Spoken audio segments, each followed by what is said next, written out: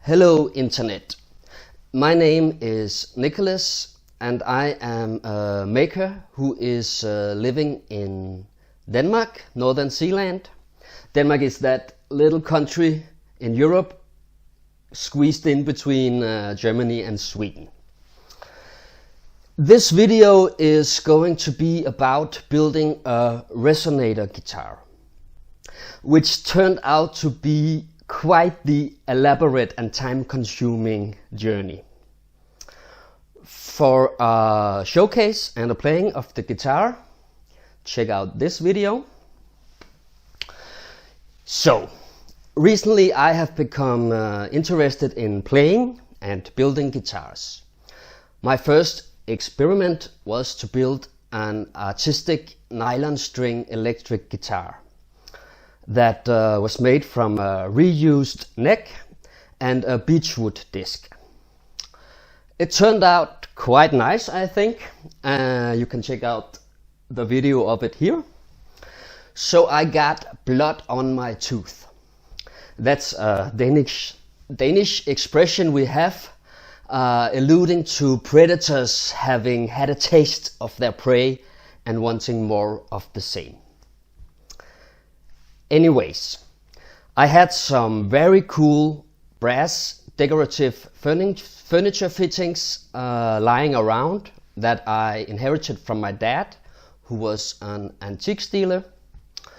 So that inspired me to build a guitar out of metal, where I could use them as decorations. My workplace, I work as a janitor and handyman on a little school, had some old driving plates in aluminium lying around that had no obvious purpose there. So I decided to upcycle them as the guitar body.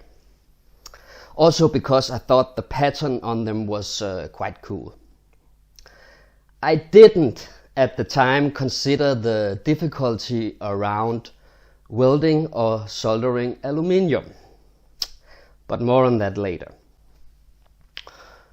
So I didn't feel quite confident enough to make the neck with the frets, which is one of the trickier parts about building a guitar. So I bought an old Italian eco guitar that had a detachable neck. There are a ton of these factory-made guitars out there, so I didn't feel too bad about sacrificing it. I had seen some cool YouTube videos where people made resonator guitars out of dog bowls, so I wanted to do that. But instead of a dog bowl, I found a super nice aluminium pudding form, which sounds almost like a singing bowl when you hit it.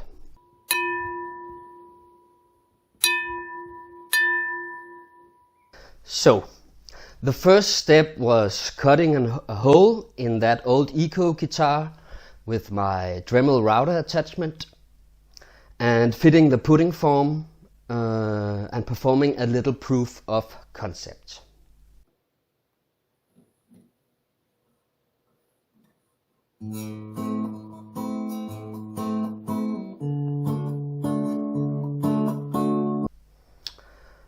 Next up, I made a so-called biscuit bridge.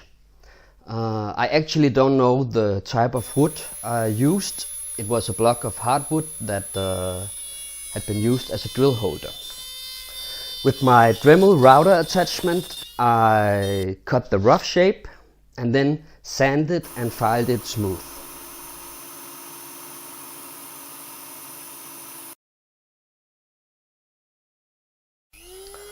For the saddle, I used a piece of bone that I had that I also cut and sanded into shape.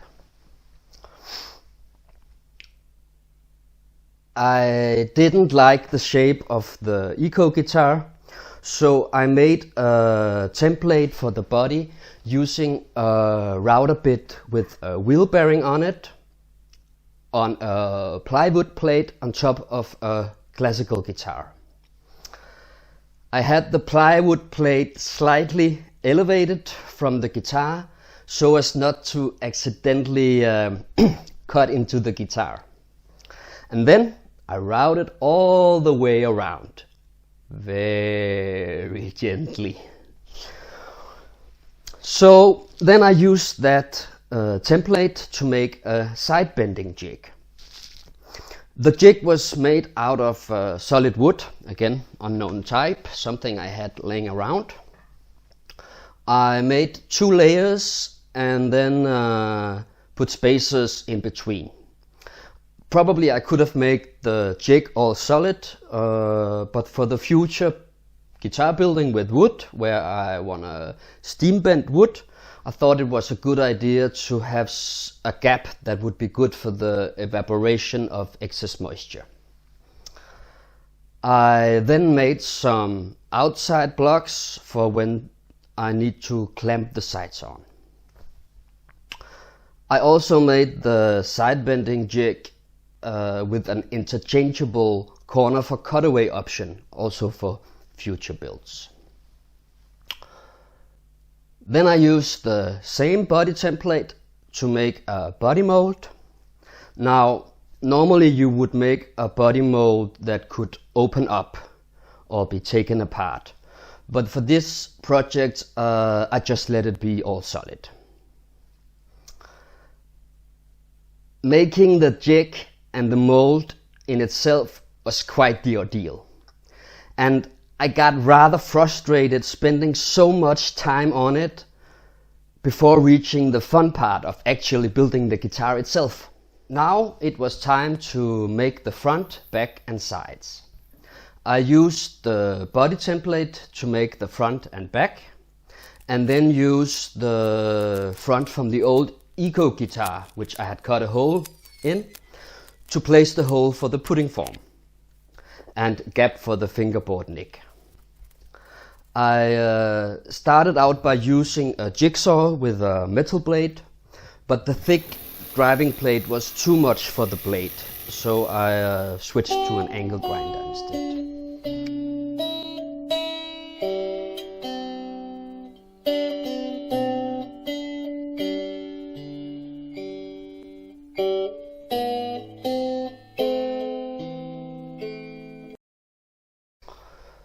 On a normal acoustic guitar, you would make 2 sides that you put together, but I decided to keep the assembly at a minimum and use a whole piece for the side all the way around. I then used a steel wire brush wheel on a drilling machine to clean the surfaces.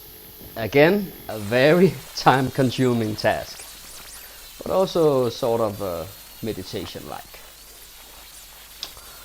And now, finally, for the fun part, putting the sides on the side bending jig. This took a lot of patience with fitting and raw muscle for the screw clamps. I feel very fortunate, by the way, to have so many cool screw clamps, another heirloom from my dad.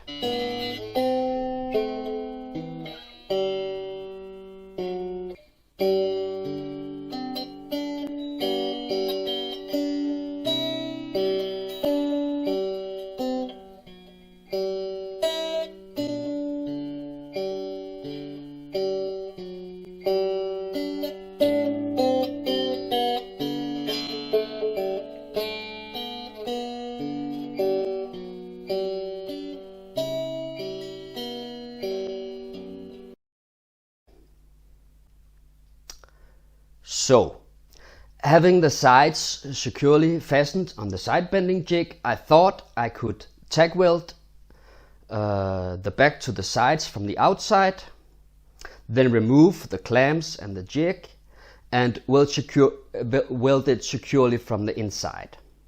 But,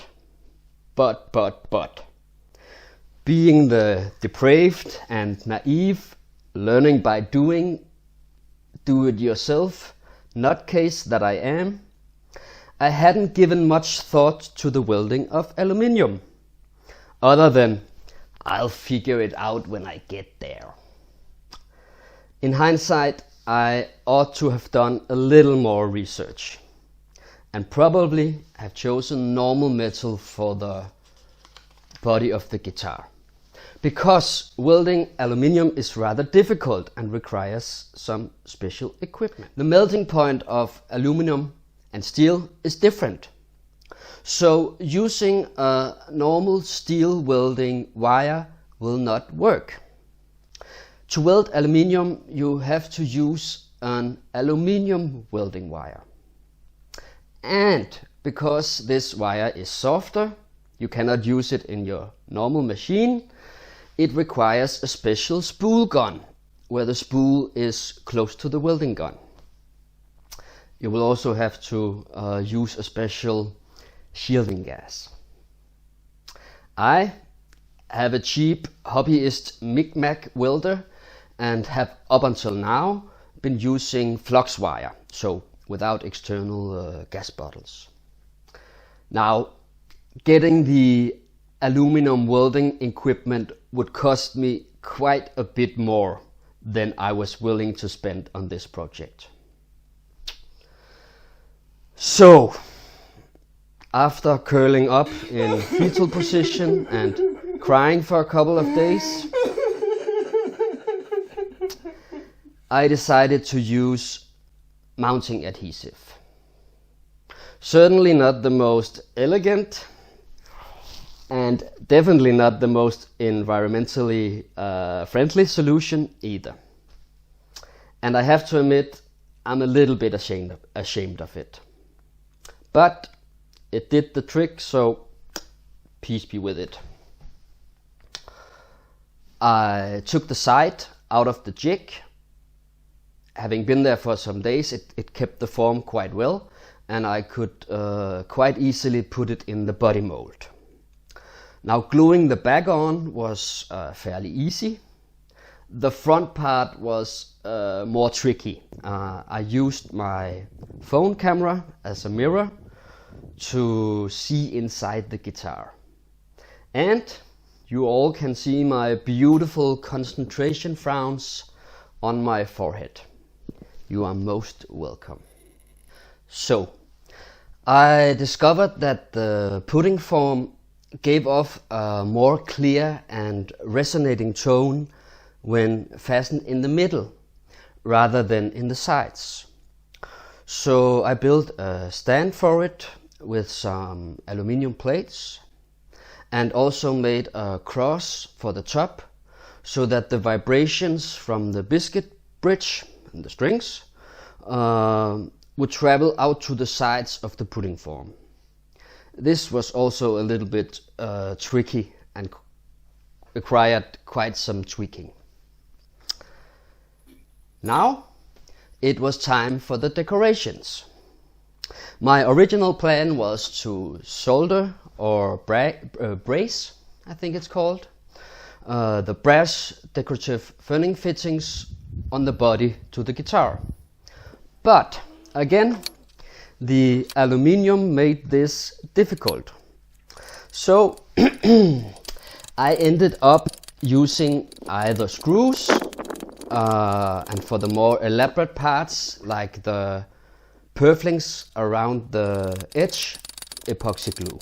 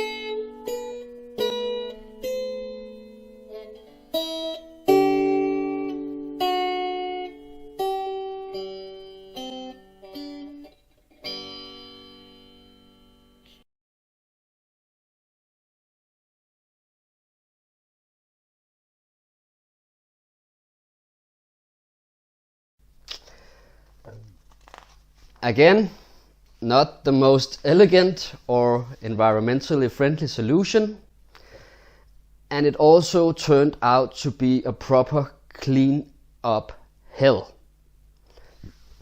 where I used a small steel wire brush wheel with my Dremel, but the brushes died rather quickly, and it was very time consuming. So at some point I gave up, or depending on how you view it, I let go of my perfectionist side. Because, as we say in Denmark, you won't notice it when the music plays. A saying that I think seems very fitting here.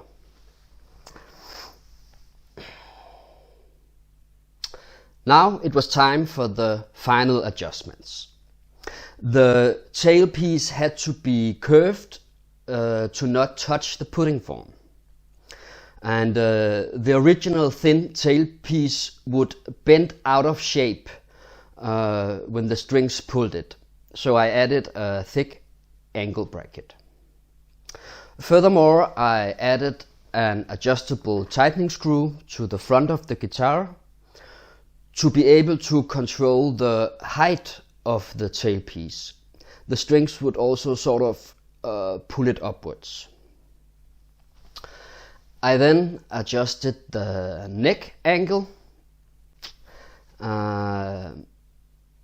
with some small wedges in order to get a comfortable string height, or action as it is called, so that you can easily play on the guitar. This took a lot of loosening and tightening of the strings and trying different wedge heights to find the right angle. I originally started out with some Diadario strings, if that's how you pronounce it, made specifically for resonator guitars, who has a thicker gauge.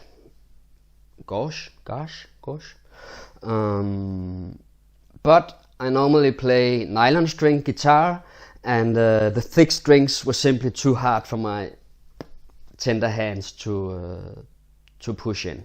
So I downsized to some thinner gauge elixir strings. And there you have it. Now, even though there was a lot of complications and hiccups, the building of this guitar has been a very fun and interesting journey. I hope you enjoyed seeing this video and following a little of my undertakings. Remember to take a listen to and see some close-up details of the guitar in this video here. Peace out.